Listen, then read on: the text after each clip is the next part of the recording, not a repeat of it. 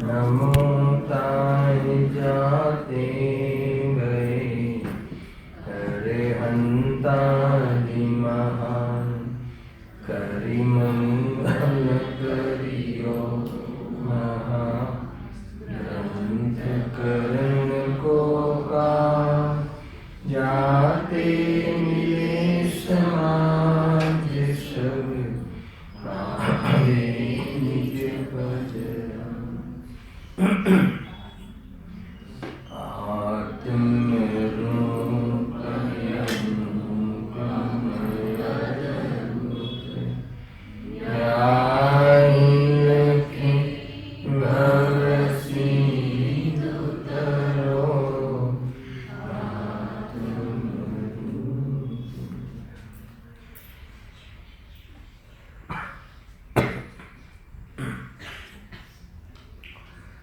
श्री मोक्षार्थ प्रकाशक ग्रंथ से सातमा अधिकार पर આપણે સ્વાધ્યાય કરી રહ્યા છીએ.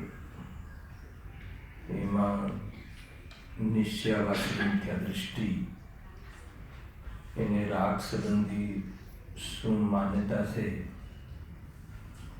એ બતાવી અને એનું ખંડન પંડિતજી અહીંયા કરે છે. રાગ સંબંધી એમ માને છે કે પહેલા તો એમ કહે છે કે વર્તમાન પર્યાયમાં જ મારે રાગનો અભાવ છે, અને જ્યારે પ્રત્યક્ષ રાગ દ્વેષ દેખાય છે તો એમાં એમ કહે છે કે એ તો ન કરતા તો કર્મ છે, હું તો રાગાદીનું અકર્તા છું. સ્વભાવથી તો દરેક જીવ રાગાદીનું અકર્તા છે. રાગાદી કરવા લાયક નથી પર્યાયની અંદર, અને જ્ઞાની રાગાદીનો જ્ઞાતા હોય છે એટલે જ્ઞાની તો અકર્તા છે. પરંતુ પરમનની અપેક્ષાએ જોવામાં આવે તો રાગાદીનું કરતા અશુદ્ધ નહીંથી આત્માને કહ્યું છે. પરંતુ અહીંયા તો રાગાદીનું અકર્તા માને છે. અકર્તા સ્વભાવની દૃષ્ટિ તો છે નહીં, અને નિરંતર એ પોતાની પ્રમાદને પોષે છે અથવા તો નિરુદ્યમી રહે છે.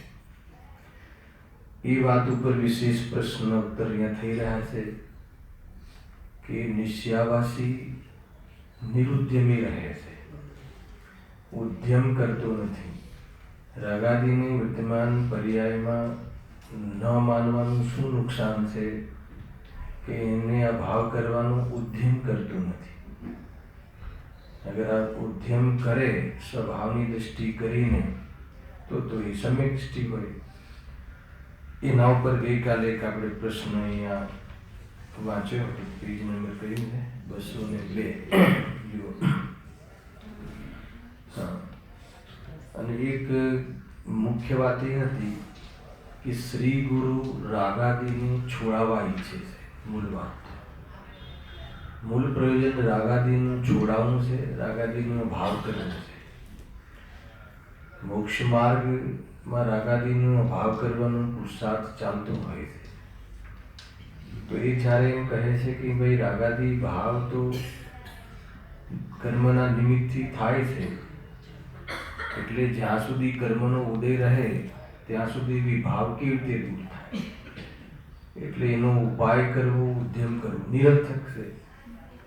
ગઈકાલે આ પ્રશ્નના ઉત્તર રૂપમાં પંડિતજી બુદ્ધિપૂર્વક ને અબુદ્ધિપૂર્વક ઉપાયોની ચર્ચા કરી હતી કે બુદ્ધિપૂર્વક તો તારે રાગાદીના ભાવનો ઉપાય કરવો પડશે. આ કર્મના ઉદયમાં જે રાગાદી થાય છે એ વાત તારી સાચી છે, અને કર્મનો આ ભાવ થતાં રાગાદીનો ભાવ થાય છે એ પણ નિમિત્ત નિવર્તિક સાચું છે. પરંતુ એ તું રાગાદીનો થયેલો જે દોષ થાય છે એનો કરતા કર્મને માની અને કર્મને બતાવીને તું એના ભાવનો ઉપાય કરતો નથી. એ તારો નિશ્ચયાભાસપણું છે. મૂળ વાત આ છે. તો તે પંડિતજીને સમજાવે છે શ્રી ગુરુએ એમ કહ્યું છે કે રાગાદીનો અભાવ તો કરવો પડશે. તો એમ કહે છે કે અબુદ્ધિપૂર્વક તો જે કર્મના ઉપશમાદીનો જે ઉપાય છે એ તો અબુદ્ધિપૂર્વક છે, એમાં તો જીવનું કાંઈ ચાલતું નથી. પરંતુ જે તત્વનો વિચાર છે, તત્વનો નિર્ણય છે, એ ઉદ્યમ તો બુદ્ધિપૂર્વક કરવો જોઈએ. ટૂંકમાં એને પ્રેરણા આપી કે વિભાવનો અભાવ કેવી રીતે થશે, પૂરી વિધિ બતાવી. છેલ્લી 3 લીટીમાં તમને સાર કીધું છે કે તત્વ વિચારનો ઉદ્યમ કરવો, આગમના આધારથી તત્વ વિચાર કરવો, તત્વ વિચારના માધ્યમથી તત્વનો નિર્ણયનો ઉદ્યમ કરવો, એમ કહો તો બી ચાલે. અને એનાથી તત્વ પ્રતીતિ રૂપ જે રિયલ પુરુષાર્થ છે એ પ્રગટ થાય છે. ત્યારે જે રાગાદીના જે બાહ્ય કારણ છે, નિમિત્ત કારણ છે, એવા કર્મનો ઉપશમ આદિ અબુદ્ધિપૂર્વક સ્વયં થાય છે. પરંતુ જે આત્માનો અનુભવ તો તારે એનો તો પુરુષાર્થ કરવો પડશે. એમ કહીને ત્યાં એક પ્રકારથી પ્રેરણા આપી એ પ્રશ્નના ઉત્તરમાં કે તારે તત્વ વિચાર કરવાનો ઉપાય કરવો જોઈએ. બીજું તો શું કરવું જોઈએ? આપણે આત્મામાં રમવા માટે, સ્વરૂપનું લક્ષ કરવા માટે શું કરવું જોઈએ? સ્વરૂપને સમજવું જોઈએ. અને જે આપણે આત્માના સ્વરૂપને ખોટું માની બેઠા છીએ એ માન્યતા છોડવી જોઈએ. બસ 2 તો વાત છે. અને એમ કરવાથી શું થશે? તો કે એમ કરવાથી જે સ્વરૂપની લીનતા વધશે, સ્વરૂપનું આશ્રય વધશે અને કર્મનું આવવું અટકી જશે, જૂના કર્મનું ક્ષય થવું થશે. આ બધું કામ ઓટોમેટિક, ત્યાં તો કોઈ બુદ્ધિપૂર્વક કરવાનું નથી. જૂના કર્મનું ખરી જવું, નિદ્રા થવી, નવા કર્મોનું ન આવવું, એમાં બુદ્ધિપૂર્વક કાંઈ થઈ શકતું નથી.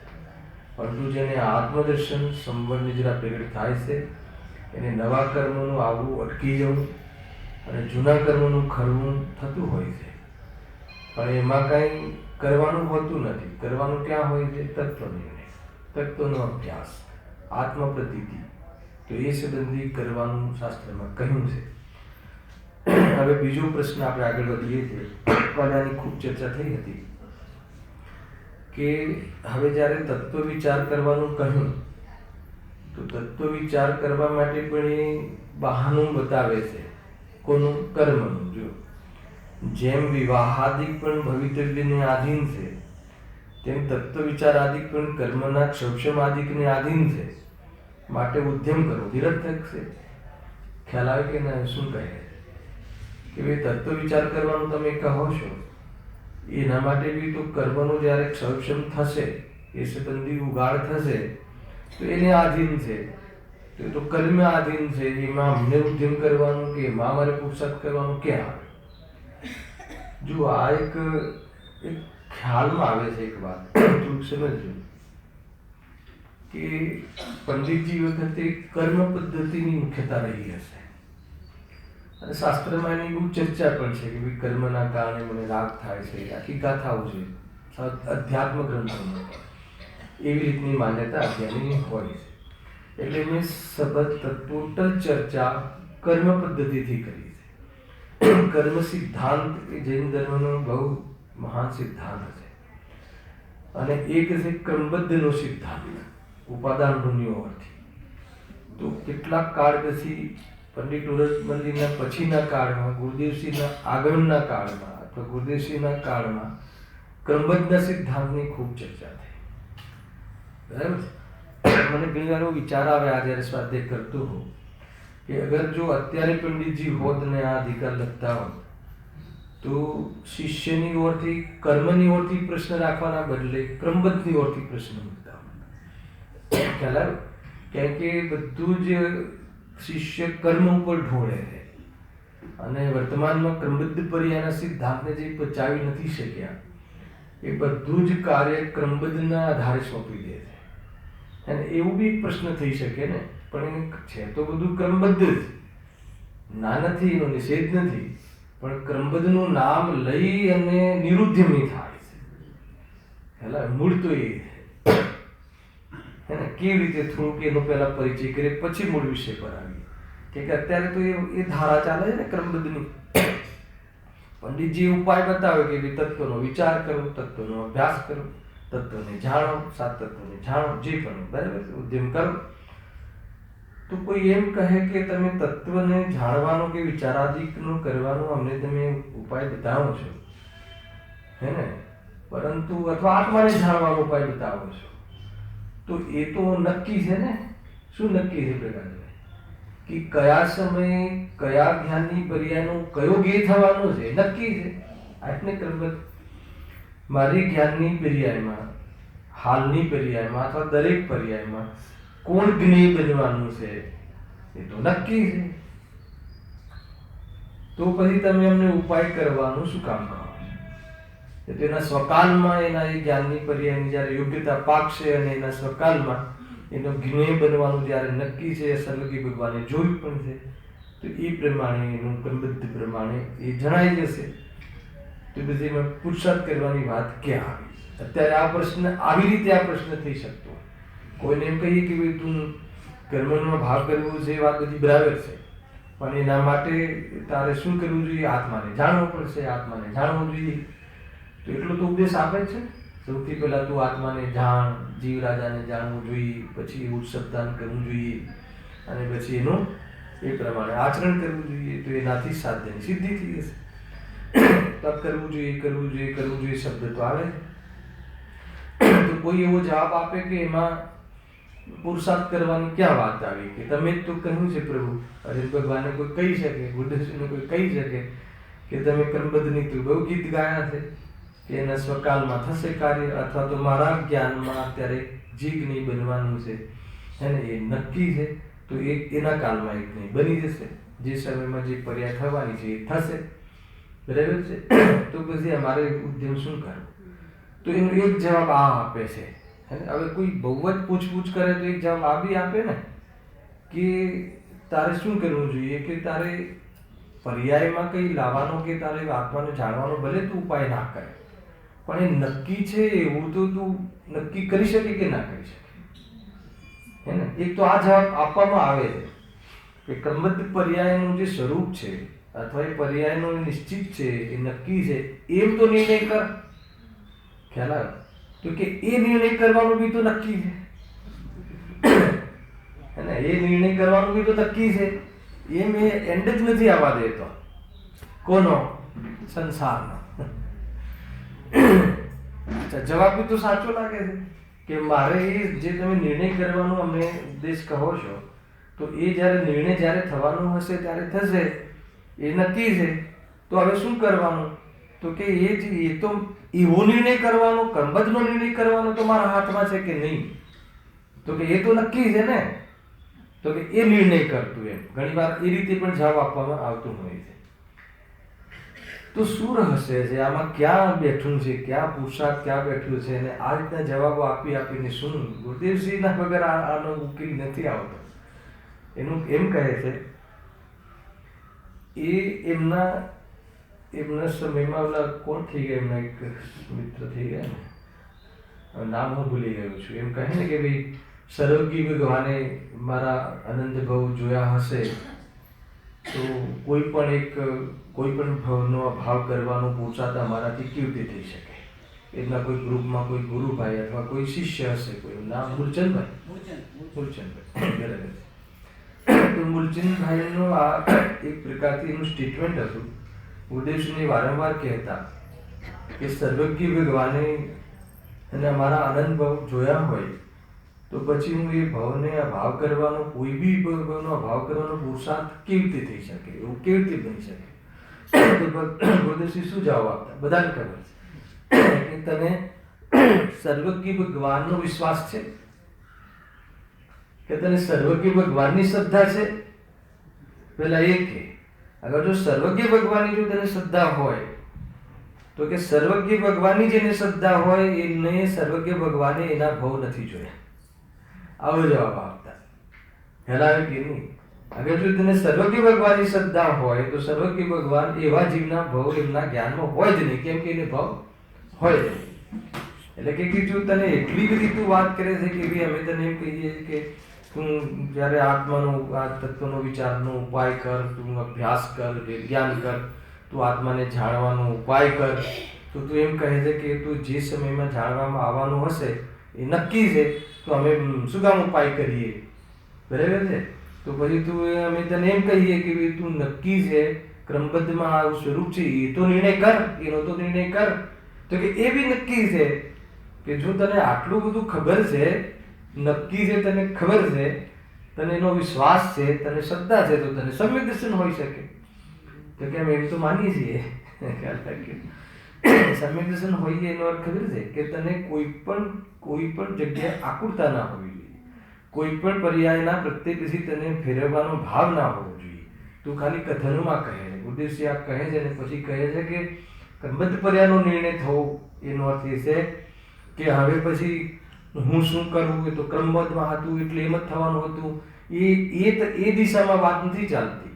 જ્યારે ક્રમબદ્ધમાં જ છે એનો અર્થ એ થઈ ગયો કે હું કરી શકું છું અથવા કોઈ મારું કરી શકે છે એવી જે માન્યતા છે, એ માન્યતા તૂટવી જોઈએ અથવા અકર્તાની દ્રષ્ટિ થવી જોઈએ. એનું નામ ક્રમબદ્ધ પર્યાયનો વિશ્વાસ. આવી રીતે એ આપણને સમજાવતા ગુરુદેવ છે. હવે ઘણી બધી બાબતો છે, ખેર મારે એ દિશામાં બહુ જવું નથી. આપણે ક્રમબદ્ધની જ્યારે પ્રવચનો થયા ત્યારે હું ખુલાસા કર્યા હતા. એમ એક ઓર બી લઈ લઈએ થોડી કન્સેપ્ટ. કોઈ એમ કે ઠીક છે, જે વસ્તુ જ્યારે થવાની બીજી રીતે, આ જ વસ્તુને બીજી રીતે કે જ્યારે જે થવાની છે એ વખતે સમયમાં જ થવાની છે, પણ સાહેબ એવો નિર્ણય કરવાનો તો મારા હાથમાં છે કે નહીં, અથવા એવો નિર્ણય કરવો જોઈએ કે નહીં, એક આ ધારા ચાલે છે. પેલી ધારા બી કેટલીક છે, એનો જવાબ બી તેમને આપી દીધો. કોઈ એક આ ધારામાં કોઈ ચર્ચાઓ થતી હોય કે એનો નિર્ણય કરવો તો મારા હાથમાં છે કે નહીં. બોલો, જ્યારે દરેક વસ્તુ ક્રમબદ્ધ છે તો એનો નિર્ણય કરવો આપણા હાથમાં છે કે નહીં એ વાત તર્કસંગત છે. અરે જ્યારે તારા હાથમાં છે એનો અર્થ શું? અથવા એવી પ્રેરણા બી તો આપવામાં આવે છે કે તારે નિર્ણય કરવો જોઈએ, હે ને, આવો ક્રમબદ્ધમાં એ પ્રમાણે એ સમયમાં થાય છે એવો નિર્ણય કરવો જોઈએ અને કરવો જોઈએ, તું કરી શકે છે એવો ઉપદેશ પણ આપવામાં આવે છે. તો આ બધી શું મથામણ છે? ખ્યાલ આવે તો એ સમજો કે કરવું જોઈએ, નિર્ણય કરવો જોઈએ એ મારા હાથમાં છે. એ અગર શ્રદ્ધાના અંતર્ગત અગર કરતો હોય તો મિથ્યાત્વ છે. સાંભળજો, સમજાવું છું. અને ચારિત્રની અંતર્ગત કેવી કરવું જોઈએ, હે ને, એ હું કરી શકું, એ મારા હાથમાં છે, મારે કરવું જોઈએ. અગર ચારિત્રની ઓરથી એ વાત સમજાવવામાં આવે તો એ પુણ્ય ભાવ છે, એ ઉપદેશની ભાષા છે. અને બે ભાષામાં થોડુંક અંદરમાં એને સમજણમાં ભૂલ હોય તો મિથ્યાત્વ ચાલે છે. હું તમને એટલું ખોલીને કહું છું કેવી રીતે કે માની લો કે કોઈ, હા અમે નિર્ણય કરી શકીએ છીએ અને મેં નિર્ણય કર્યો છે અને એનું અભિમાન આવી જાય તો કહે છે કે એ જ વાત મિથ્યાત્વમાં ચાલે, શ્રદ્ધાની ઓરથી એને ભૂલ કરી નાખી. અને કોઈ એમ કહે કે ભાઈ જ્યારે નક્કી છે તો તું કમસે કમ એવો નિર્ણય તો કર, તારે એવો નિર્ણય કરવો જોઈએ, તો એ તો ચારિત્રની ઓરથી, ઉપદેશની ભાષા એવી હોય છે. અને અનુભવમાં ભાષા હોય છે કે ન કરવું જોઈએ એવો વિકલ્પ હોય છે. જ્યારે ક્રમબદ્ધ પર્યાય સમજમાં આવી ગઈ તો અકર્તાની દૃષ્ટિ થાય છે અથવા એમાં કર્તાપણાની બુદ્ધિ મટી જાય છે. ઉપદેશની ભાષામાં કરવું જોઈએ એમ હોય છે, અનુભવમાં ભાષા નથી હોતી. અનુભવમાં તો એવું અનુભવાય છે. આ ગુરુદેવસિંહ આ એક આ વાત પણ કહી કે બે એંગલો ચાલે છે ને, કેવી ને તો કોઈ કે ભાઈ અમારા હાથમાં છે ને, ચલો અમે ક્રમબદ્ધ પર્યાય અમે સમજી લીધું, જે સમયમાં જે ક્ષેત્રમાં જે થવાનું, જે નિમિત્તનાથી એ નક્કી છે, સર્વજ્ઞ જોયું છે, અનાદિથી નક્કી છે ને, સર્વજ્ઞ ભગવાનના જ્ઞાનમાં છે. બરાબર છે, પણ અમે એવો નિર્ણય તો કરી શકીએ ને, એવો તો અમારા હાથમાં છે ને. તો અમારા હાથમાં છે એમાં અગર જો શ્રદ્ધાની ઓરથી અમે એવો નિર્ણય કરી શકીએ, મને ખબર છે મેં નિર્ણય કર્યો છે, હે ને, મને એવો નિર્ણય થઈ ગયો છે, તો એ નિર્ણયનો જ પક્ષ આવ્યા રાખે, એનું જ અભિમાન આવ્યા રાખે, તો એ કહે છે કે એ ક્રમબદ્ધ પર્યાય સમજીને મિથ્યાત્વનું પોષણ કરે છે. અને એ જ વસ્તુ પાછી ઉપદેશમાં આપવામાં આવે, ભાઈ તું નિર્ણય તો કર, ક્રમબદ્ધનો નિર્ણય તો કર, તારે એનું કરવું જોઈએ. તો એ ચારિત્રની ઓરથી એ આ વાસ્તવમાં ઉપદેશની ભાષામાં એ રીતે સુભાવની અંદરમાં એ વિકલ્પ એવો આવે છે અથવા એ પ્રમાણે કરવાનું કહેવામાં આવે છે. આ રીતે ક્રમબદ્ધ પર્યાયની કેટલી બી બધી બાબતો છે. ખેર આ તો બહુ સૂક્ષ્મ બાબતો છે, હાલ એનો આપણે વિષય બહુ ખોલવો નથી, કેમ કે અલગ વિષય છે આને પોષણ કરવા વાળો. પણ હવે જે કર્મ સિદ્ધાંતની ઓરથી જ્યારે પ્રશ્ન મૂક્યો છે શિષ્યની ઓરથી, આગળ આવો ભાઈ, આગળ આવો. તો શું પ્રશ્ન મૂક્યો છે કે ભાઈ તમે અમને તત્વ નિર્ણય કરવાનો જે તમે ઉદ્યમ કરવાનું કહ્યું, તો એ ઉદ્યમ કરવાની સામે અહીંયા શિષ્યએ શું બાનું બતાવ્યું કે તો જ્યારે અમારો ક્ષયક્ષમ જ્યારે થશે, કર્મનો જે રીતો ક્ષયક્ષમ થશે તો એને આધીન છે, તો પછી અમે તત્વ નિર્ણય તો એ વખતે થઈ જશે, અમને ઉદ્યમ કરવાનું શું કામ કહો છો? બરાબર છે. હવે એનો જવાબ બહુ અદ્ભુત છે. 9મા અધિકારમાં બી એનો ઘણો ખુલાસો છે, થોડુંક સાંભળો. જો તત્વ વિચાર આદિ કરવા યોગ્ય જ્ઞાનાવરણનો ક્ષયક્ષમ તો તેને થયો છે. સૌથી પહેલા મુખ્ય જવાબ શું જવાબ આપ્યો પ્રકાશભાઈ? પ્રશ્ન શું હતો અને જવાબ શું આપ્યો? પ્રશ્ન એ હતો કે પેલા પ્રશ્ન કેમ થયો કે પંડિતજીએ એને કર્મનું જે બાનું બતાવ્યા વગર, એ તો અબુદ્ધિપૂર્વકનું કાર્ય છે કર્મનું ઉપશમ થવું, પરંતુ તત્વ વિચારનો ઉદ્યમ તો તું કરી શકે છે, એ તારે કરવું જોઈએ. એટલે એની સામે અહીંયા શિષ્યએ એ દલીલ કરી કે એ તો અમારે જ્યારે એ તો ક્ષયક્ષમને આધીન છે ને, જ્ઞાનાવરણની કર્મનો ક્ષયક્ષમ થશે એટલે તત્વ વિચાર એ વખતે એના ઉઘાડમાં થઈ જશે, એ સંબંધી તત્વના એ સંબંધી જ્ઞાનાવરણનો ક્ષયક્ષમ થશે, તત્વ વિચાર કરવા સંબંધી જ્ઞાનાવરણનો ક્ષયક્ષમ થશે, હે ને, એ વખતે તત્વ વિચાર થઈ જશે. એમાં ઉદ્યમ શું કામ કરીએ? ખ્યાલ આવ્યો? તો હવે પંડિતજી શું જવાબ આપે છે કે તને તત્વ વિચાર કરવાને યોગ્ય ક્ષયક્ષમ તો તને થઈ ગયો છે, થશે એમ નહીં, થઈ ગયો છે. તમે સાંભળજો, બહુ ઊંચી વસ્તુ છે. તત્વ વિચાર આદિ કરવા યોગ્ય જ્ઞાનાવરણનો ક્ષયક્ષમ તો તેને થયો છે, એટલે તને થયો છે. તું વિચાર, તું સંઘની પંચેન્દ્રિય છે, તને સ્વપ્નના ભેદ વિજ્ઞાન કરવાનું તારા જ્ઞાનમાં યોગ્યતા ક્ષયક્ષમ તો થઈ ગઈ છે, એ થવાની બાકી નથી. હવે તું કરતો નથી, એ વાત તું પ્રમાદ કરે છે, એ તો તારો દોષ છે. જો તેથી જ ઉપયોગને ત્યાં લગાવવાનો ઉદ્યમ કરાવીએ છીએ. શું કહ્યું? ઉપયોગ લગાવવાનું ત્યાં કહીએ છીએ. આ કરવાનું કહ્યું ને, હવે ક્રમબદ્ધ મારે અહીંયા છાપવી નથી, પાછું કરવાનું કહ્યું, ઉદ્યમ કરાવવાનું કહ્યું. અરે ઉદ્યમ કરવાનું કહ્યું એ ઉપદેશની ભાષામાં છે, અને એ તો સ્વયં જ્યારે એને જીવને પોતાને આત્મહિત કરવું હોય છે એટલે એ પ્રમાણેનો ઉદ્યમ કરતો જ હોય છે. પરંતુ ભાષા કેવી રીતે થશે? હે ને, ભાષા તો ઉદ્યમ કરો, આત્માનો અનુભવ કરો, હે ને, આત્માનો તો અનુભવ થઈ રહ્યો છે ને, કરવાનો હોય કે થઈ રહ્યો છે? અરે થઈ રહ્યો છે તો થઈ રહ્યો છે એવું તો માનતું, હે ને, જે આત્માની અનુભૂતિ થઈ રહી છે, એ અનુભૂતિ થઈ રહી છે, આત્માની અનુભૂતિ છે, એમ માનવાનું બી તો શાસ્ત્રમાં કહ્યું છે ને. માનવામાં માનવાનું જ હોય, પણ માનવાનું સમજાવવા માટે તો કહેવું પડશે ને કે તું માન. એટલે આમાં તમે ભાષાઓમાં કે શબ્દમાં કે કોઈ શબ્દ મળે જ નહીં થવું જોઈએ, મારું કહેવાનો એટલો ભાવ છે. જુઓ અહીંયા તત્વ વિચાર આદિ કરવા યોગ્ય જ્ઞાનાવરણનો ક્ષયક્ષમ તો તેને થયો છે, તેથી જ ઉપયોગને ત્યાં લગાવવાનો ઉદ્યમ કરાવીએ છીએ. બરાબર છે? એટલા માટે અમે તને કહીએ છીએ કે તારી પાસે તત્વ વિચાર કરવાનો, તત્વનો નિર્ણય કરવાની તારી પાસે યોગ્યતા છે. સેમ વસ્તુ તમે કાઢો 9મો અધિકાર, થોડુંક આને અનુસંધાન કરી, બહુ જબરદસ્ત વસ્તુ છે. પેજ નંબર પુરુષાર્થથી મોક્ષની પ્રાપ્તિ વાળો ટોપિક છે ને, 315 નંબર પેજ કાઢો. એમાં બી બહુ પ્રશ્નો છે, એક બે પ્રશ્ન હું વાંચું છું. સેકન્ડ લાસ્ટ પ્રશ્ન, નિર્ણય કરવામાં ઉપયોગ લગાવતો નથી તેનું કારણ પણ તો કર્મ છે ને. આવ્યું ને સેમ પ્રશ્ન. ત્યાંની તત્વ નિર્ણય કરવામાં ઉપયોગ લગાવવાનું પ્રેરણા છે. તો શિષ્ય કહે છે કે ભાઈ એનું કામ એટલે નથી લગાવતા કે અમારે જ્ઞાનાવરણી કર્મનો તીવ્ર ઉદય છે, અમારે એ પ્રકારનું જ્ઞાનનો ક્ષયક્ષમ જ નથી, હે ને, એટલા માટે અમે તત્વ નિર્ણય કરવાનો ઉદ્યમ કરતા નથી. એ અહીંયા કહ્યું. એ જ્યારે કર્મનું દયા થશે, કર્મ જ્યારે ક્ષયક્ષમ થશે એટલે અમે નિર્ણય કરીશું. શું જવાબ આપે છે? જો એકેન્દ્રિય આદિકને વિચાર કરવાની શક્તિ નથી. જો ગુરુદેવ શ્રી નો જવાબ સીધો અધ્યાત્મ પરક હોય છે, અને સીધો એમ જ કહી દે કે કર્મ વિચારે કોણ, કર્મ તને શું લૂંટે છે, તું કરી શકે છે. એક તો એ જવાબ છે. પરંતુ પંડિત ટોડરમલજીની જે લેંગ્વેજ છે એ થોડીક પહેલા વક્તાને, શ્રોતાને થોડીક પોતાના પાસે લાવવાની વાત કરે. અલગ અલગ શૈલી છે કે તું કહે છે તું બરાબર છે, પહેલા એમ કહે, પછી પરંતુ હવે તું કહે છે બરાબર છે, એમાં આમાં ક્યાં ઘટે છે? જુઓ, એકેન્દ્રિક આદિને વિચાર કરવાની શક્તિ નથી, તેમને તો કર્મ જ કારણ છે. એને કર્મ કારણ બતાવ્યું ને જ્ઞાનાવરણી. અમારે તો તત્વ નિર્ણય થતો નથી કેમ કે અમારે કર્મ ઉદયમાં છે, જ્ઞાનાવરણી કર્મનો ઉદય છે. તો પંડિતજી કહે છે કે તું જે કહે છે ને એ વાત એકેન્દ્રિય આદિને લાગુ પડે છે.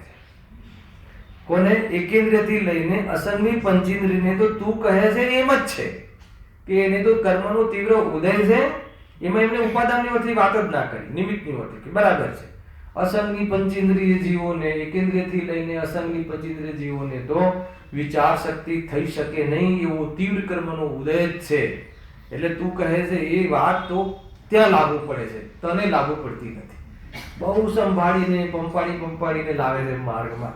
ખરેખર ગજબની વસ્તુ છે. તને લાગુ નથી પડતી. તું જે વાત સાંભળી છે ને પ્રવચનોમાં, એ કર્મનો ઉદયમાં એને પ્રચુર કલંક છઢાળામાં એને આત્મતત્વનો વિચાર કરી શકતો જ નથી, તો કે એ વાત એકેન્દ્રિય આદિ જીવને લાગુ પડે છે.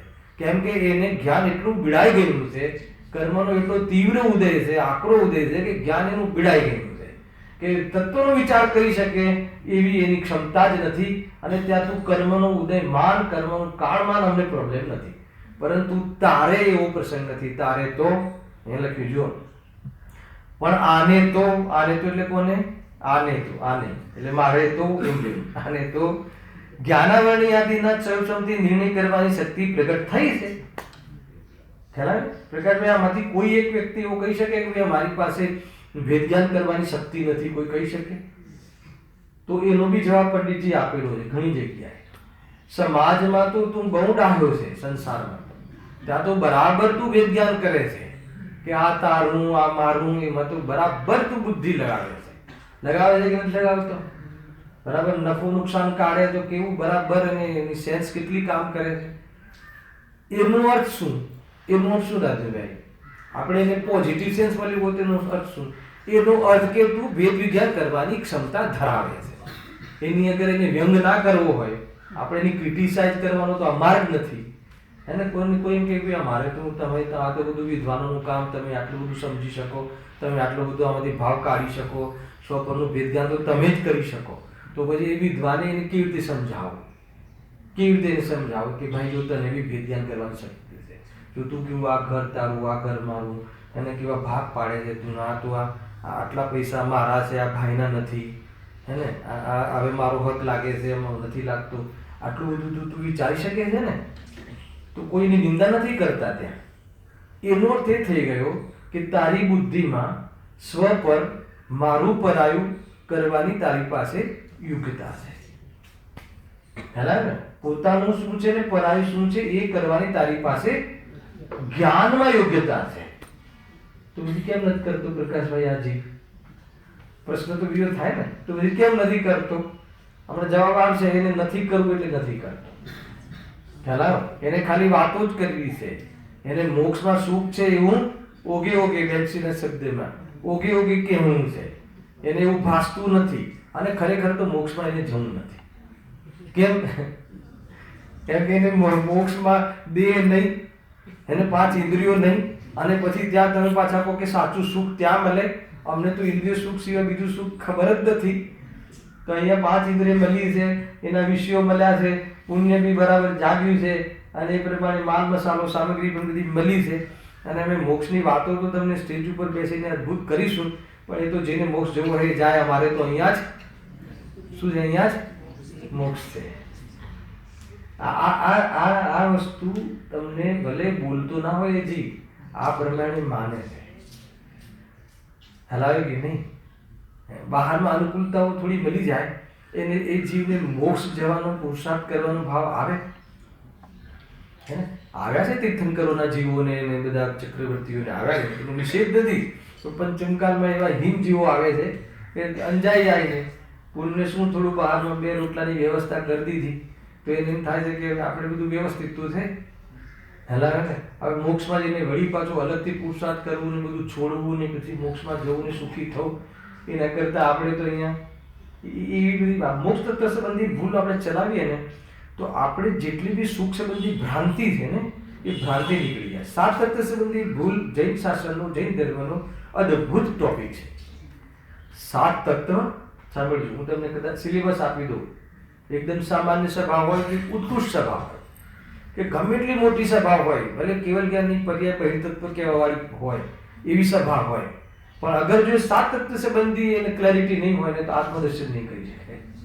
એમાં સાત તત્વની પરિભાષા, સાત તત્વ સંબંધી ભૂલ અને સાત તત્વમાં હેગી ઉપાધિની ચાલ, આ ત્રણ પ્રકારના લેવલ છે સાત તત્વના. અગર જો આ એક નાના બાળકથી લઈને દ્રવ્યલિંગી મુનિ સુધી અને આ ઉપચાર કાયમ કામ કરી શકે છે આત્મકલ્યાણ માટે. જબરજસ્ત હે આવી ગુદેશું ને. અચ્છા, હા, એમાં આવી જાય છે. હા, એમાં બધું આવી જ જાય છે. અને સાત તત્વ એટલો મને તો બહુ પ્રિય વિષય છે અને સમાજ માટે પણ અથવા સમ્યક દર્શનનું સિલેબસમાં સૌથી પહેલા સાત તત્વ છે. સમ્યક દર્શનની પરિભાષા બોલવાનું છે વિપરીત અભિનિવેશ રહિત જીવાદી સાત તત્વોની શ્રદ્ધા હે પ્રતીતિ, એનું નામ સમ્યક દર્શન છે. તો સમ્યક દર્શનનું સિલેબસ સાત તત્વ છે, એનાથી વિશેષ સિલેબસ જ નથી. પછી સાત તત્વોને સમેટીને કે સમ્યક દર્શનનું સિલેબસ ખાલી એક આત્મા છે. એ સાત તત્વમાં છીપી હુઈ જ્ઞાન જ્યોતિ કાઢવાની છે. સાત તત્વની ચર્ચા કેટલી રીતે છે. સાત તત્વને નવ પદાર્થ કરો, હે ને, પછી નવ પદાર્થમાં કે ભાઈ એના વિકલ્પથી રહિત, એમાં છુપી હુઈ જ્ઞાન જ્યોતિ, હે ને, એ બી એક ભેદ જ્ઞાનની પદ્ધતિ છે. અનેક રીતે છે સાત તત્વની ચર્ચા. અને આખો સમયસાર છે. એ સાત તત્વના નામે સાત બધા અધિકારો છે. જોઈ લો, હે ને, સમયસારમાં જે બધા અધિકારો છે એ અધિકારો સાત તત્વના નામે છે. ખાલી કર્તા કર્મ અધિકાર ને પુણ્ય પાપ અધિકાર એ બંને વચ્ચે મૂકી દીધા. બાકી પેલા જીવ અધિકાર, સમય અધિકાર, આશ્રય અધિકાર, બંધ અધિકાર છે કે નહીં, બધું મોક્ષ અધિકાર. સાત તત્વના નામે આખો સમયસારમાં બધા અધિકારો સાત તત્વના નામે. તમે વિચાર કરો કે સાત તત્વ સમજવા કે સમયસાર સમજવા બધું એક જ વાત છે. ખ્યાલ આવે કે નહીં? બહુ બ્રોડ માઇન્ડથી અને બહુ શાંતિથી વિસ્તારથી આ બધા વિષયો સમજવા જોઈએ. ખેર અહીંયા શું કહે છે કે પણ આને તો જ્ઞાનાવરણાદિના સર્વસમથી નિર્ણય કરવાની શક્તિ પ્રગટ થઈ છે. જ્યાં ઉપયોગ લગાવે તેનો જ નિર્ણય થઈ શકે છે. જ્યાં ઉપયોગ લગાવે. હવે તારી પાસે શક્તિ છે ભેદ જ્ઞાન કરવાની, સાત તત્વ સમજવાની, પોતાનું પરાયું નક્કી કરવાની, એ તારી પાસે શક્તિ છે, નિર્ણય કરવાની શક્તિ છે. હવે આ શક્તિ જ્યાં લગાવે તેનો નિર્ણય થાય. બાહ્ય પદાર્થોમાં સ્વને પર કરવાનો ઉપાય કરે તો ત્યાં બી લાગે, એનો ત્યાંનો નિર્ણય થાય. હવે આપણે ક્યાંનો નિર્ણય કર્યા કરીએ છીએ? બહારમાં ને બહારમાં, આ મારું વાતાવરણ, અને બહારમાં ને બહારમાં, કે બધું જ પર છે, ત્યાં આપણે સ્વપરનો બુદ્ધિ લગાવીએ છીએ. જો ચરણાની યોગના અનુસાર ત્યાં ભક્ષ ભક્ષ, સ્વપત્ની પરપત્ની, સ્વધન પરધન, એનો જે તે ભેદ કરવામાં આવે છે એ ચરણાની યોગની ઓરથી એ નૈતિકતા છે. ખ્યાલ એની બી ઉપયોગિતા છે વ્યવહારની. નહીં તો બહુ અનૈતિકતા આવી જશે. આવે કે ના આવે? સ્વપત્ની કોણ, પરપત્ની શું, સ્વધન શું, પરધન શું, તો એ બધી ત્યાં આગળ જો એ સંબંધી પણ એમાં બી ભક્ષ શું અભક્ષ શું, હવે એનો વિવેક નહીં હોય તો એ જીવન તો એ ખરાબ થઈ જશે. ખ્યાલ આવે કે નહીં? એ રીતે છે આ વ્યવહાર જે છે ને, વ્યવહાર એ જીવનની એક પ્રકારથી બોર્ડર છે. અગર જો એ વ્યવહારનું ઉલ્લંઘન કર્યું તો કહે છે કે એ સીમા એને તોડી કહેવાય. અને એ વ્યવહારને જ પરમાર્થ માનીને રોકાઈ ગયો, હલાવે કે નહીં, તો કે આત્મહિત નહીં થાય. હવે બે વસ્તુનું નિરૂપણ કરવામાં આવે છે. જ્યારે જે વિષય ચાલતો હોય છે સમજવું, અને વ્યવહારની જે એક આઉટર લાઈન છે આ જીવનની, અગર જો એ લાઈનની બહાર ગયો, પ્રમાણની બહાર નીકળી ગયો, મિથ્યા તો સિવાય બીજું કઈ ના હોય, ગેરંટી છે. ગમે એટલો એ પછી એકાંત કરી લે, ગમે એટલું પછી નિશ્ચયની વાતો કરી લે, પરંતુ એને નિયમથી એકાંત હોય. અગર જો વ્યવહારનો વ્યવહાર તરીકે સ્વીકાર ના કરે, હલાવે કે નહીં, અને કોઈ વ્યવહારને એટલો બધો ગળે લગાવી લે કે પરમાર્થ જેવો ન્યાય આપી દે, તો કે ભગવાન આત્મા સુધી નહીં પહોંચે, અંદર આવીને પણ ભગવાન આત્મા સુધી નહીં પહોંચી શકે. અને વ્યવહારને વ્યવહાર તરીકે નહીં માને તો અંદર જ નહીં આવે, પ્રમાણની બહાર જ રહેશે. સમજમાં આવે છે કોઈ વાત? અગર વ્યવહારને વ્યવહાર તરીકે માનવાનો નિષેધ કરે તો મિથ્યાત્વ આવી ગયું. મિથ્યાત્વ એટલે ચાર ગતિની બહાર ન જવા દેવું પરિણામ. ખ્યાલ આવે? મિથ્યાત્વ અને કષાય એ બંનેના કાર્ય ખબર છે કોઈને? મિથ્યાત્વનું શું કાર્યનું બધું હોય અને કષાયનું શું કાર્ય? મિથ્યાત્વ ચાર ગતિની બહાર ન જવા દે અને કષાય એટલે શુભાશુભ ભાવ ચાર ગતિમાં રખડાવે. આ બંનેના પોતપોતાના સેપરેટ કામ છે. ખ્યાલ આવે કે તમને આજે આત્મા ન ગમતું હોય, આત્મામાં એકત્વ ના હોય, પરદ્રવ્યમાં એકત્વ બુદ્ધિ હોય, તો ચાર ગતિમાં જે બાહ્ય પદાર્થો છે એને છોડીને એને ચાર ગતિ રહિત થવાનું ઉપાય શું કામ કરે? એટલે મિથ્યાત્વ ચાર ગતિની બહાર જવા ન દેવામાં કારણ છે. અને ચાર ગતિમાં ક્યારેક સ્વર્ગમાં, ક્યારેક નરકમાં, ક્યારેક તિર્યંજમાં, એમ જે અલગ અલગ રખડાવે એમાં કોણ કારણ બને છે? કષાય, શુભાશુભ ભાવ. ખ્યાલ આવે કે નહીં? આ છે રહસ્ય. હે? સ્વભાવને ભૂલીને જ વાત છે. સ્વભાવને ભૂલવાનું નામ મિથ્યાત્વ. ખ્યાલ આવે? સ્વભાવને ભૂલીને શુભાશુભમાં પ્રવૃત્તિ કરવી એ કષાય, અને શુભાશુભ પ્રવૃત્તિનું પોષણ કરવા, પાંચ પાપ કરવા એ એની પ્રવૃત્તિ. અને અત્યાર સુધી જીવનની આ તો હિસ્ટ્રી રહી જીવની, હે ને? આપણા જીવની હિસ્ટ્રી શું છે? આ જ છે. ખ્યાલ આવે? પરપદાર્થમાં એકત્વ કરવું, સ્વભાવને ભૂલી જવું એનું નામ, અને શુભાશુભમાં એકત્વ કરવું, પછી શુભાશુભ પ્રવૃત્તિ કરવી, અને શુભાશુભ પ્રવૃત્તિની પૂર્તિ કરવા માટે શું કરવું? હે ને? પાંચ પાપ કરવા. એ રીતે ભોગોની પ્રવૃત્તિ માટે શું કરવું? તો કે પાપ કરવા. એના માટે કમાવું, પાપથી કમાવું, હે ને? અનૈતિકતાથી કમાવું અને ધન એકઠું કરવું, ને પછી એમાં સુખની પ્રવૃત્તિ માનવી અને એકઠું કરવું. આપણું આખું તમે જેટલા વર્ષ ગયા હોય એક વખત સરવાળો માનો કે આપણે અત્યાર સુધી શું કર્યું.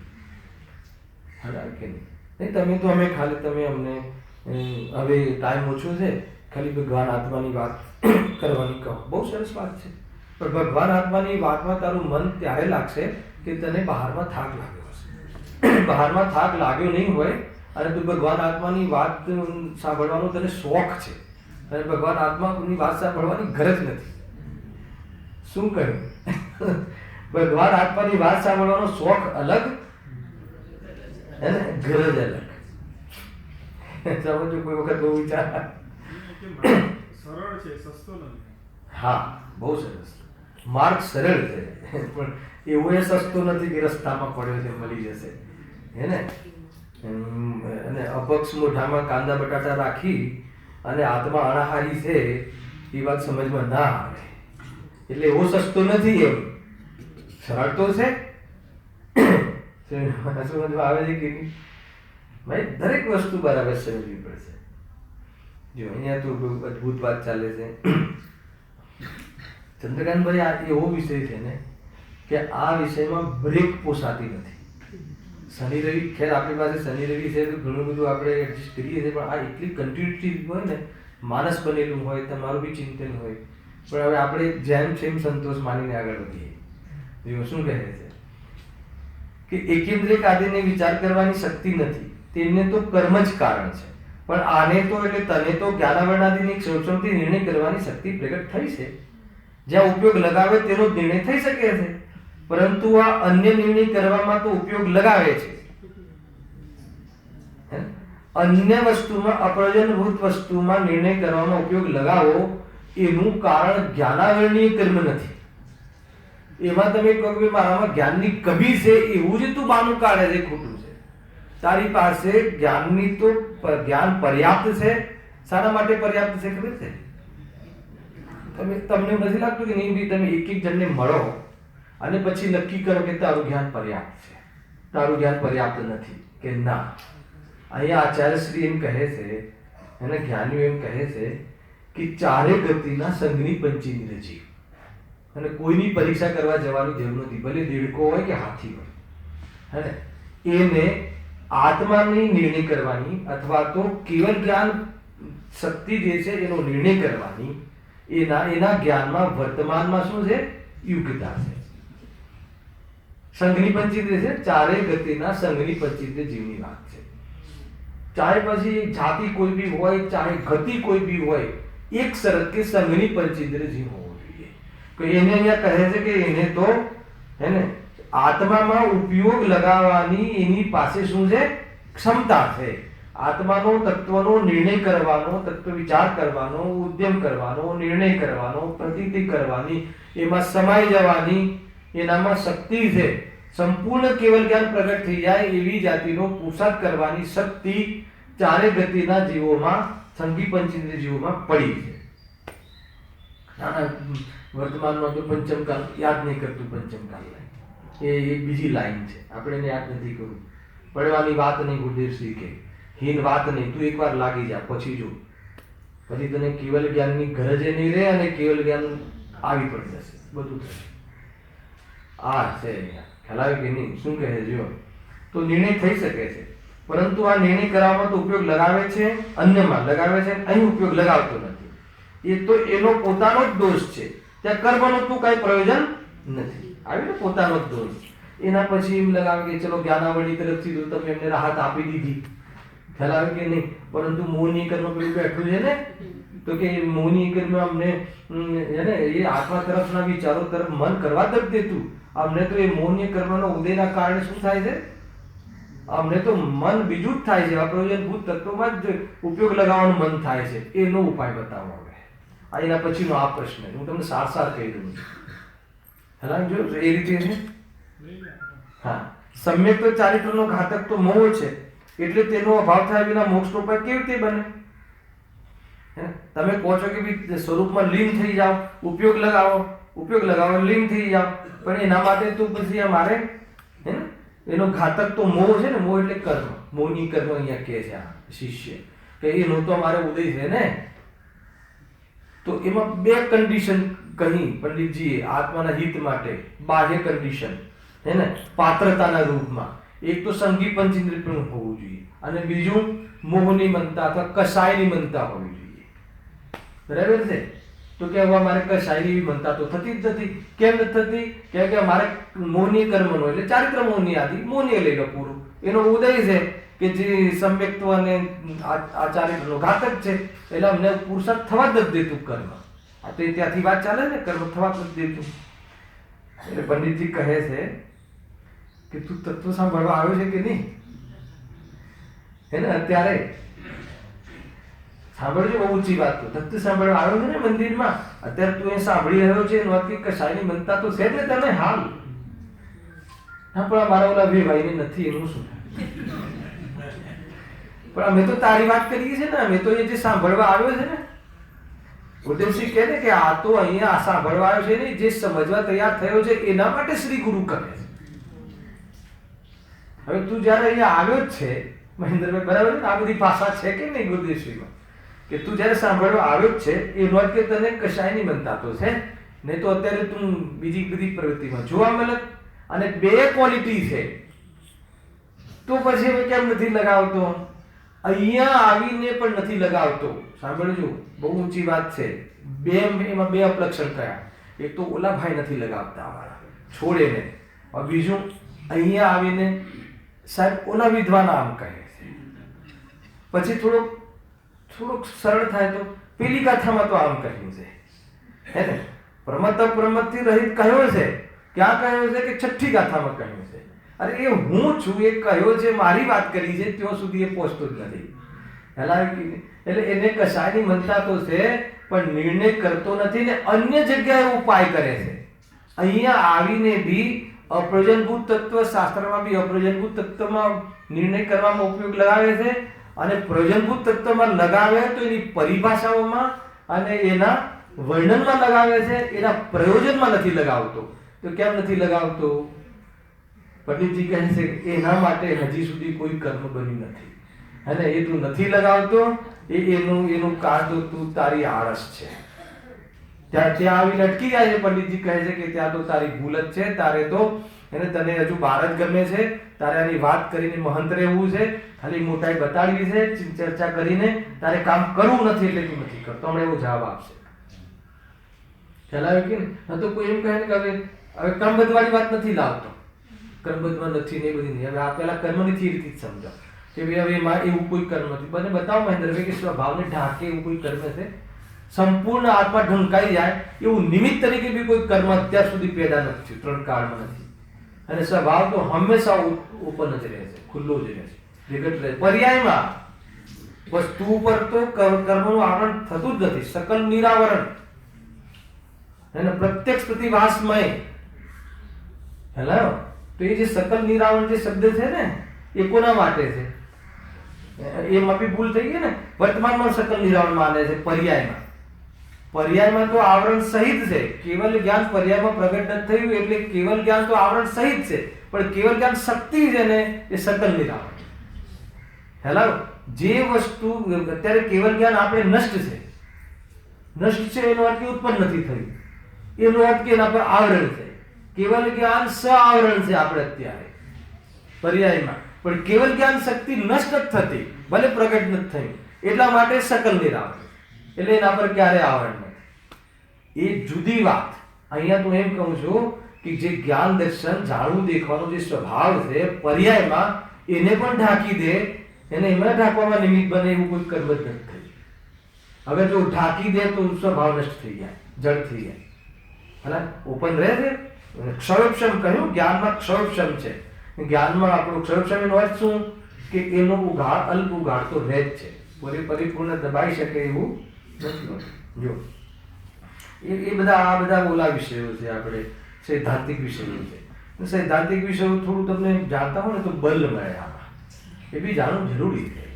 ઘણા લોકો કહે કે તમે પછી ક્લાસ રાખો છો અને પછી કોઈ એવું સાંભળવામાં આવ્યું કે તમે ગજબંધા શિબિર રાખો છો, પછી ઉપયોગ લેવાના છો તો પછી સૈદ્ધાંતિક ચર્ચા કરશો, એવું નથી. સૈદ્ધાંતિક જે કરીએ છીએ, આધ્યાત્મિક બી કરીએ છીએ, પ્રયોજનવાળી બી કરીએ છીએ, બધી કરીએ છીએ ચર્ચા. પણ એમાં જ્યારે પ્રયોજનની સાથે સાથે આધ્યાત્મિકની સાથે સાથે જ્યારે જે સૈદ્ધાંતિક ચર્ચા જ્યારે આવે છે, એટલી આ તો આગમમાં કહ્યું છે, તો એનું એક અલગ બલ છે. ખ્યાલ આવ્યો કે નહીં? આ વાત કોણે કહી છે એ બહુ માયને રાખે છે શ્રદ્ધામાં. ખ્યાલ આવ્યો કે નહીં?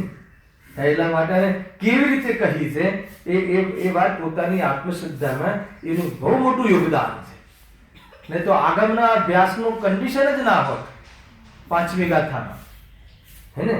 આગમના સેવનથી, યુક્તિના અવલંબનથી, બરાબર ઉપદેશ, ગુરુઓના ઉપદેશથી, આ 3 નિમિત્ત પ્રધાન કથન છે સૌથી પહેલા, અને પછી સ્વાનુભવથી. આ 3 વગર તું સ્વાનુભવ કરે તો જે અત્યારે સ્વનો અનુભવ કરે છે, પરમા સ્વનો અનુભવ કરે છે, એ અનુભવ તારે ચાલ્યા રાખશે. ખાલી બદલી કેટલી થશે કે તું પહેલા શરીરમાં કરતો હતો, હવે તું જે આગમના માધ્યમથી જે વાણી તું બોલે છે એને તું સ્વ માનીને આત્માનો અનુભવ કરતું જઈશ. અને વાણી વિલાસમાં આત્મા નથી હોતો, આત્મા શબ્દમાં આત્મા નથી. હલાવે કે નહીં? 1000 વાર આત્મા આત્મા આત્મા આત્મા શુદ્ધાત્મા, અહમ અહમ અહમ અહમ અહમ અહમ, તો એમાં અહમ નહીં થાય. એ અહમ શબ્દમાં અહમ થઈ જશે, અને થઈ રહ્યું છે. બહુ વિકૃતિ છે. ધર્મના નામે વિકૃતિ એ બહુ મોટો અપરાધ છે. અને પર્યાગત યોગ્યતા રૂપ વિકૃતિ એવી તો જ્ઞાનીને પણ હોય છે. ભોગવવાના ભાવ તો જ્ઞાનીને આવે છે, લગ્ન કરે છે, અને એ એટલું લડતું નથી આત્મહિતમાં, સમ્યક દર્શનમાં, હે ને? તદ્ભવ મોક્ષગામી તીર્થંકર થવા વાળા લગ્ન કર્યા કે ના કર્યા?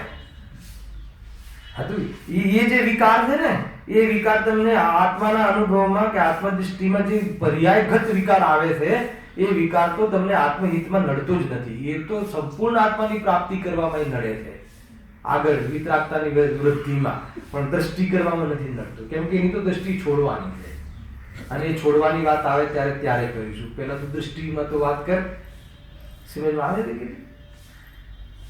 પણ આ જે વિકૃતિ થઈ ગઈ ને, એ તો એક પ્રકારથી એડિશનલ થઈ ગઈ. એટલે ગ્રહિત મિથ્યાત્વ કરી દીધું આત્માધિકારમાં. જૈન શાસ્ત્રો વાંચી અને મિથ્યાત્વનું પોષણ કર્યું. આ તો નવી વિકૃતિ થઈ. પેલી વિકૃતિ તો સહજ છે, એને માના પેટમાં 3 જ્ઞાનના ધારી આવે છે, એને પણ એવી જાતની વિકૃતિને વિકારી ટાઈપનો હોય છે. હોય છે કે નથી હોતો? અસંયમરૂપ જીવન હોય છે કે નથી હોતું જ્ઞાનીઓને? તો એ નથી નડતું એટલું, તમે એની ચિંતા નહીં કરો. હા, સારું કીધું, પતી ગયું. અસંયમનો પક્ષવાળી વાત બતાવો. અસંયમ રહે અને ધર્મ થાય, અમારે તો એવું ધર્મ જોઈએ છે. છે કે એવું ન થાય. અસંયમની દ્રષ્ટિ રહે અને ધર્મ પ્રગટ થાય એવું ન રહે. અને અસંયમની દ્રષ્ટિ તૂટવી જોઈએ તો ધર્મ પ્રગટ થાય, અને અસંયમનો અભાવ થાય તો ધર્મનો વિકાસ થાય. બધું બેલેન્સ છે કે નહીં, એવું બધું છે. આમાં શું કરે? હા, તો એમ કહે છે કે તું અમારે તો મતતા તો જોઈએ ને, તેમાં કહે છે જો તત્વ નિર્ણય કરવામાં ઉપયોગ લગાવતો નથી, એ તો આનો જ દોષ છે. કર્મનો દોષ નથી, સમાજનો દોષ નથી, નિમિત્તનો દોષ નથી, અમારે ત્યાં વિદ્વાન નથી હે ને એટલે અમને નથી થતું એવો પણ દોષ નથી હે ને, કે અમારે ત્યાં વિદ્વાન હોય, રોજ વિદ્વાન આવે તો અમારું કામ થઈ જાય, પણ અમારું તો નસીબ ફૂટેલું છે. તો કે વિદ્વાન અહીંયા લખ્યું કે વિદ્વાનની જરૂર જ નથી, એમ લખ્યું છે. જો પુરુષાર્થ વડે જો તત્વ નિર્ણય કરવામાં ઉપયોગને લગાવે કોઈ, આ છે ને આ રીતના નિરૂપણમાં ઘણી વાર એમ કહે કે નહીં, પહેલા ઘણા મને સભામાં પ્રશ્ન કરે, તમે એમ કહો કે નહીં ગુરુની જરૂર નથી, નિમિત્તની જરૂર નથી, વિદ્વાનની જરૂર નથી હે ને, તું પછી કેવી રીતે સમજાશે? તો હું એને એક જ જવાબ આપું, અહીંયાથી જવાબ આપું, તારે તો એ પ્રોબ્લેમ જ નથી. હા, ગુરુદેવશ્રીનો શિષ્ય છે એટલે તારે તો તું ગુરુ વિહોણો તો છે જ નહીં, એટલે તું શું કામ તું હવે તું ઉપયોગ લગાવે ને. સમજમાં આવ્યો ને?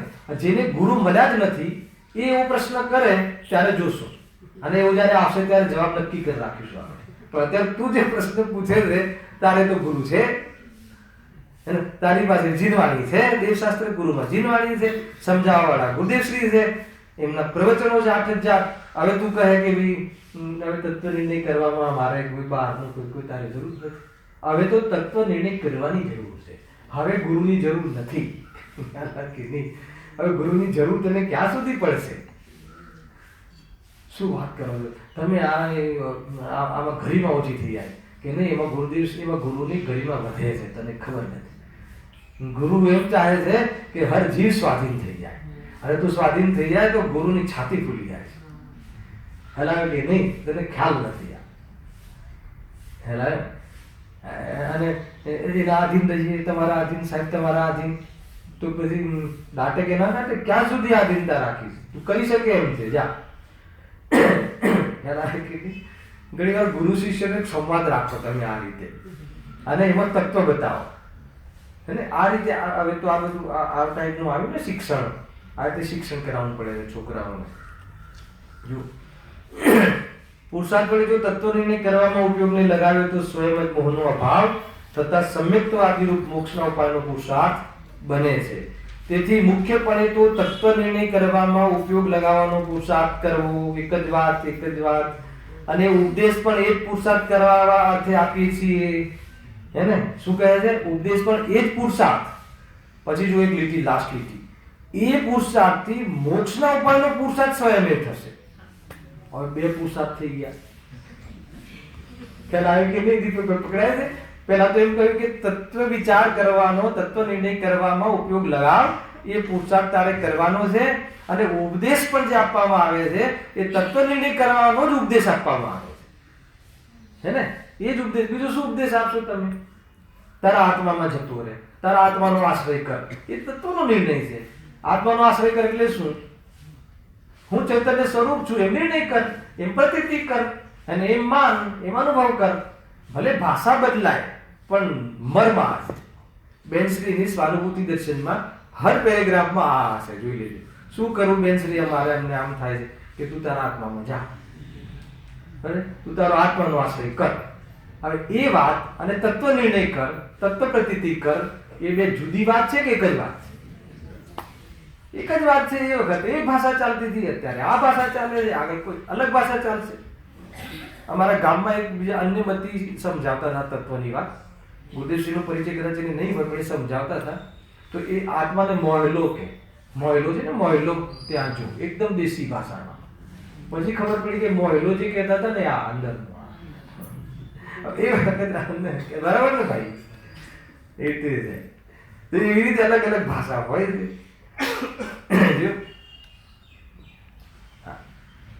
અને એ પુરુષાર્થથી, એ પુરુષાર્થ એટલે કયા? તત્વ નિર્ણય કરવાના પુરુષાર્થથી મોક્ષના ઉપાયનો પુરુષાર્થ સ્વયં થશે. તો એ પુરુષાર્થથી અને મોક્ષના ઉપાયનો પુરુષાર્થ બે અલગ પડેલો કે બે પુરુષાર્થ અલગ છે. તો તત્વનિર્ણય કરવાનો જે પુરુષાર્થ છે એ વાસ્તવિક પુરુષાર્થ નથી. સાંભળજો, એ પેટનો પુરુષાર્થ છે, એ પૂર્વક્ષણવર્તી પર્યાયમાં થવાવાળી પ્રવૃત્તિ છે, એ 5 લબ્ધિમાં થવાવાળી પ્રવૃત્તિ છે. ખ્યાલ કે નહીં? અને રિયલ પુરુષાર્થ તો શું છે? મોક્ષનો રિયલ પુરુષાર્થ શું છે? કે જેવું કહ્યું, જેવું સમજ્યા એવું માની લેવું. હવે તમે કહો પુરુષાર્થમાં તો કંઈ હાથમાં જ ના આવ્યું. અરે બહુ મોટી વાત છે. જે તું જ્ઞાનથી માને છે, આગમથી માને છે, જે તું તારા વિચારોમાં માને છે, એવું તું ખરેખર માની લે. હવે ખરેખર માની લે એમાં શું કરવું મહેન્દ્રભાઈ? એ તમે જરા કઈ તો સમજાવો. અને કોઈ બી વિદ્વાનોને, કોઈ બી ગુરુને પૂછો કે સાહેબ ખરેખર માની લેવા માટે મારે શું કરવું? તો કે એમાં તારે ક્યાંય જવાની જરૂર નથી. ખરેખર માની લેવામાં ખરેખર માની લેવું. કહેવાય કે એ કહી શકાય નહીં તે પણ શ્રી અરે એ અબુદ્ધિપૂર્વક છે. એમાં બુદ્ધિ લગાવીને હવે હું માની લેવા માટે બેસું છું એમ નહીં. માની લેવાય તો એ માની લેવાય. જે અરે માની લેવા માટે જે પ્રયાસ કરવામાં આવે છે એ પ્રયાસ કરવાનો ઉપદેશ આપવામાં આવે છે. એના માટે તું અભ્યાસ કર, એના માટે તું ભેદ જ્ઞાન કર, એના માટે તત્વ વિચાર કર, એના માટે તું આ અનુયોગ સમજ, એના માટે તું આ અપેક્ષાથી સમજ. એ બધું સમજ. પછી શું એનો અર્થ કે હજુ તને ખબર નથી પડી કે શું કરવાનું. હાલાકી ઘણી વાર આવા પ્રશ્નો આવે કે એક દ્રવ્ય બીજા દ્રવ્યનું ક્યારે કરી શકતું નથી, કોઈ દ્રવ્ય કોઈ દ્રવ્યનું કરતા છે જ નહીં. સાહેબ આ બધું તમે સમજાવ્યું મને. આ ધન્નાલાલજી ખરા ને, તમને નામ હશે, એમને ગુરુદેવશ્રીને આ પ્રશ્ન કરેલો મારે એક પ્રવચનમાં સાંભળવામાં આવ્યું. એમને છૂટ હતી પ્રવચનમાં ગુરુદેવશ્રીને પ્રશ્ન પૂછવાની. વિદ્વાન બી હતા ને શ્રેષ્ઠ બી હતા. ગુરુદેવશ્રી કે આ શેઠ છે અને એમને બધી ખબર છે પણ બીજા લોકોને ખબર પડે એટલે પ્રશ્ન પૂછે છે, એવું સન્માન બી કરે. વિદ્વાન બી હતા. તો એમને આ પ્રશ્ન પૂછ્યો કે ગુરુદેવશ્રી કે તમે એટલું સમજાવો છો કે એક દ્રવ્ય બીજા દ્રવ્યનું કરતું નથી, અકર્તા છે, બધા દ્રવ્ય સ્વતંત્ર છે, અને આ બધું અમને સમજાઈ ગયું, બધું સમજી લીધું, પણ હવે શું કરવાનું તે કહો. બરાબર મિત્રો છે ને? આવી તું આ પ્રવચનમાં હવે શું કરવાનું તે તો કહો. તો હવે એક દ્રવ્ય બીજા દ્રવ્યનું કરતું નથી એ વાત એને સમજાય છે કે નથી સમજાય એ મને કહો. તો હવે શું કરવાનું રહ્યું? હવે એ કરવાનું રહ્યું, જો બહારમાં પ્રવૃત્તિઓ ઘટાડી દેવી, બહારમાં કોઈ અલગ એટીટ્યુડ કરવું, એ નથી કરવાનું. ધ્યાન રાખજો. તો શું કરવાનું હતું કે જે કરતા બુદ્ધિ હતી ને, હું કરતો હતો એ માનતા હતા ને, એ માન્યતા પર પ્રહાર કરવાનો હતો. એ માન્યતા છોડવાની હતી, એ કરવાનું હતું. હેલા બહારમાં તો ભાષા એ જ આવશે કે ભાઈ જલ્દી કરી લો, જલ્દી કરો, આ કરો, જલ્દી પૂજા કરો, આ કરો, અષ્ટદ્રવ્ય અહીંયા રાખો, આમ કરો, ભાષા તો એ જ આવશે. પણ એ કરવામાં, એ કરવાના ભાવોમાં, એ ક્રિયામાં મેં કર્યું, મારા કારણે થયું, એ જે તું માનતો હતો એ માન્યતા છૂટી જાય તો કે તને અકર્તાના દર્શન થાય. ખ્યાલ આવે કે ના? આ રીતે છે. બહુ અદભુત વાતો છે. આ બધી અધૂરી લાગે અત્યારે આપણે ટાઈમ ઘટે છે, કલાક પૂરો થઈ જાય, ખ્યાલ નથી આવતા આપણે. ખ્યાલ આવે કે નહીં? આ પેલું છે ને બંધ દિગામાં, કોઈ જીવને મારી શકતો નથી, કોઈ બચાવી શકતો નથી. હવે जब कोई जीव को मार सकता नहीं, कोई बचा सकता नहीं, ये है ना गाथा, तो साहब હવે મારે બચાવું કે નહીં બચાવું? હલાવે કે આ પ્રશ્ન ઉભો રહે છે કે નહીં? પછી અમારે કોઈ જીવ આવે તો જોઈને એના પર પગ મૂકીને ચાલવું કે આમ ચાલવું, એ મને એ શીખવાડો પાછા. જ્યારે બચાવી શકતો નથી, ત્યારે મારી શકતો નથી, હલાવે કે નહીં? કે તને સમજણ નથી પડતી. એનો અર્થ કે હું મારી શકું છું, હું બચાવી શકું છું, એ માન્યતા પર પ્રહાર કરવાનો છે. બાકી એ જેને હું મારી શકતો જ નથી, હું બચાવી શકતો જ નથી એવી પ્રતીતિ થઈ જાય છે, એ પણ બચાવવાની પ્રવૃત્તિ નહીં, મારવાની પ્રવૃત્તિ પણ કરતા દેખાય છે. હિંસાની પ્રવૃત્તિ દેખાય છે. ગ્રસ્ત જીવનમાં ચાલે છે, દુકાન કરે છે, દુકાન ચલાવે છે, ફેક્ટરી ચલાવે છે, તો એ મારવાની પ્રવૃત્તિ નથી તો શું છે? જીવને મારવાની પ્રવૃત્તિ જ છે. કેટલા જીવો મરે છે? તો એ મારવાની પ્રવૃત્તિ, હિંસાની પ્રવૃત્તિ ચાલુ છે. અને એક બાજુ કે હું મારી શકતો જ નથી, બચાવી શકતો નથી. તો એનો અર્થ સમજમાં આવવો જોઈએ કે તું ખરેખર કોઈને મારી શકતો નથી, બચાવી શકતો પણ નથી. એટલે હું મારી શકું છું એવું તે હું પણ જે હતું એ છોડી દે. અને પછી તને જે બચાવવાનો ભાવ અને મારવાનો ભાવ આવે છે, એ ભાવ શુભાશુભ ભાવ છે. અને એ ભાવને પણ તું કરતા નથી, કરવા લાયક નથી, એનો કોઈ આધાર લેવા જેવું નથી તારા જીવનમાં. એ પ્રમાણે તું આગળ વધ. એવી રીતે આ બધી બાબતો છે. હજુ આ પ્રશ્નોને આપણે શનિ રવિ લઈશું. એના પછી જે અહેમ વિષય છે એવા બધા વિષયો હવે આ નિશ્ચયાભાસમાં આવવાવાળા છે. તમે આ વાંચીને આવજો, નહીં તો ખ્યાલ નહીં આવે. સહેજાનંદી